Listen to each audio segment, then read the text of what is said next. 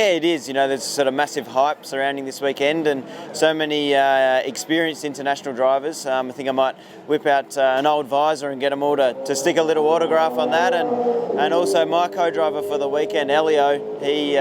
His guy that packed his bag actually packed his Penske race suit, so I'm actually eyeing off that, and hopefully by the end of the weekend I can talk him into doing a bit of a swap. There's no intimidation whatsoever. You know, I was sort of a little bit sceptical, before I met him. But once you meet him, you realise how good a guy he is. And yeah, it's I guess like any young kid, you watch the Indy 500s and Formula Ones and things like that. So it's pretty awesome to be teamed up with him this weekend.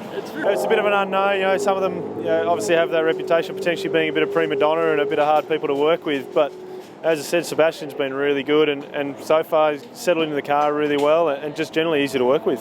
He was pretty blown away by most of it, particularly the fact that he got such a small tyre and so much horsepower. Got no aero, so a lot of things that he's generally used to having which are just not there in these cars. So. Visually, the car looks quite good, and inside you really need to be patient, and as soon as you overshoot a little bit, it's very easy to go over the edge of the tyres, and so you feel the weight, and that's why it's interesting, because you need to dial it down, but you need to be really on the edge to be fast, because you need to put all the corners together, and it's not easy. Guys who are specialized in their categories are always very good, and they deserve all the respect in the world for sure. So no, I mean I didn't think it was going to be easy, and it's not. So it's not a surprise at all. Oh my goodness, it's awesome. I mean, especially on the wet, it's.